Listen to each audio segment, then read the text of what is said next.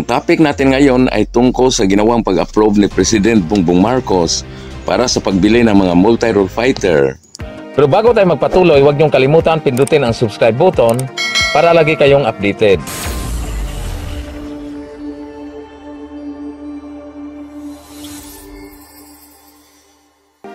Si President Bongbong Marcos ay nagbigay ng go signal para sa pagbili ng mga multi-role fighter. Ito ay kaparte sa pagpalakas ng external defense capabilities. Subalit, ayon sa Armed Forces of the Philippines Chief General Romeo Browner Jr.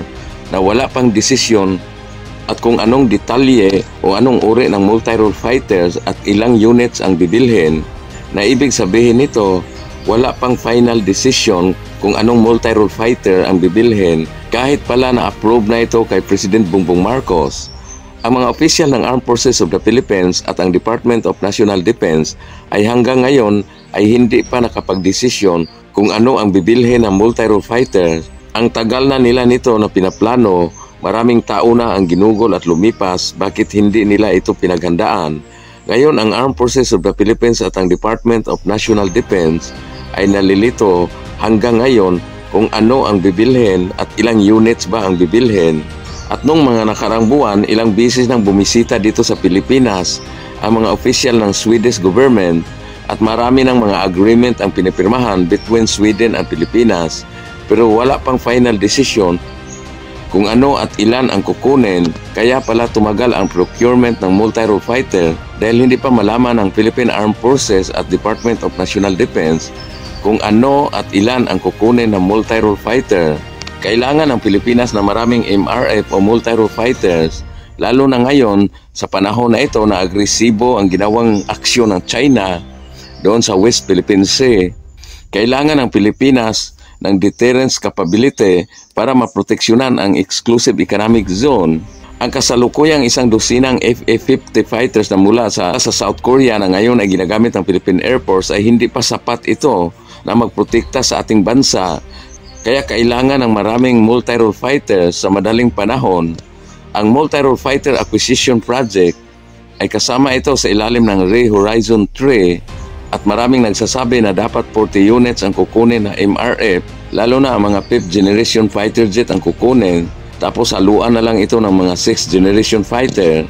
Yung mga nagsasabi na ibalik ang unang plano ng Philippine Air Force na kukuha ng 40 units ng mga multi-role fighter, ang masasabi ko nito ay sana all at baka naman 6 lang na piraso ang kayang bibilhin ng Pilipinas. At kung sakali man na Just Gripen ang kukunin ng Pilipinas, dapat ang piliin ay yung mas powerful na variant na Just Gripen. Ibig sabihin ang kukunin ng Philippine Air Force ay ang Gripen A dahil ang Gripen A ay mas bago ito kumpara sa Gripen C.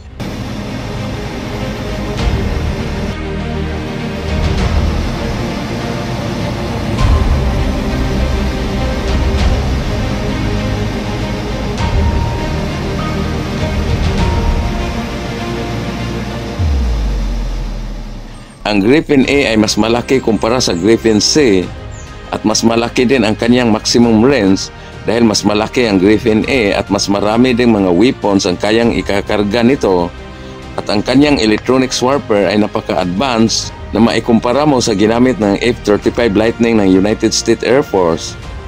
Kaya kinonsidera ang Gripen A na maikumpara mo sa F-35 ng US. Ang kaibahan lang ay mas matipid at mas mababa ng maintenance and operating cost ang Just Gripen A kumpara sa F-35. Ngayon kung ang kukunin ng Philippine Air Force ang mas luma na Just Gripen C o Just Gripen D, mas mura ito, halos kalahati lang ang presyo kumpara sa Just Gripen E, kaya siguradong mas maraming units ang kayang bilhin ng Pilipinas pag Gripen C ang kukunin. Siguradong aabot ito sa budget ng Pilipinas. At kapag ang kukunin ay ang Gripen C, ang presyo ng Gripen C ay nasa 30 to 40 million bawat isang eroplano. Habang ang Gripen E na mas bago at mas powerful, ang presyo nito ay nasa 85 million US dollar. So kalahati ang diferensya sa presyo. Kaya kung Gripen E ang kukunin ng Philippine Air Force ay baka 3 piraso lang ang kayang bilhin. Kaya mahal ang presyo nito. Dahil hindi lang cost ng eroplano ang binabasihan nito o ang binabayaran, kasama na nito ang maraming mga spare parts ang operational training, ang mga weapons at iba pa. Kaya mahal itong Griffin A. Ang Griffin A na tinatawag ding Griffin NG, meaning next generation, ay napakamoderno ito na multi-role fighter. Marami itong mga features na kakaiba sa ibang fighter jet. Ang Griffin A ay mas magaan ito kumpara sa ibang fighter jet, kaya mababa ang kanyang operational cost. At dahil magaan, lamang ito sa maneuverability. At napaka-advance pa ang kanyang avionics suit, kasama na ang Active Electronic Scan Array or AESA radar at Integrated Electronics Warfare System at data links for network-centric warfare. At ginabitan din ito ng Advanced Sensor Fusion na makapagbigay ng kakayahan sa Griffin A sa pagkuha ng information mula sa iba-ibang sources gaya ng radar, infrared at data links. At mayroon din itong net-centric warfare na nakapagbigay ng kanyang kakayahan na mag-operate sa tinatawag na network-centric environment at kaya niyang mag-seamless communication and data sharing kasama ang ibang platform and ground-based system. Kaya epektibo ang Griffin A sa mga joint operation na gagawin.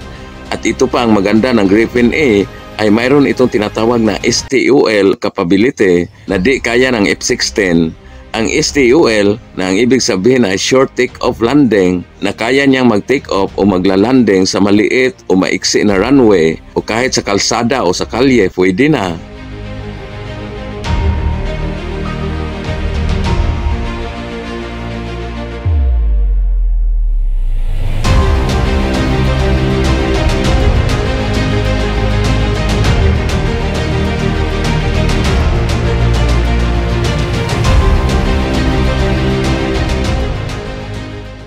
Kaya pag makabinta ang Swedish ng kanilang Griffin dapat bigyan ako ng komisyon dahil pinopromote ko ang kanilang eroplano Sa mga nagtatanong kung bibili ba ang Pilipinas ng F-16, yun yung dahilan kung bakit hindi pa makapagdesisyon ang Department of National Defense at ang Armed Forces of the Philippines dahil pati sila ay naguguluhan kung ano ang dapat kukunin ng MRF at kung ilang units ba ang bibilhin. Kaya ang mas mabuti pa ay bibili ng Griffin A at bibili rin ng F-16. Yun na lang dalawa ang pipiliin dahil pareho naman silang dalawa maganda. Pag hindi pa rin makapagdesisyon ang pamahalaan kung ano ang kukunin ng multi-role fighter, mas mabuti pa Super Tucano na lang o Mangkanor ang bibilhin. At yun yung ipadala natin sa West Philippine Sea. Baka matatakot pa ang China ni Mangkanor. Hanggang sa susunod, maraming salamat.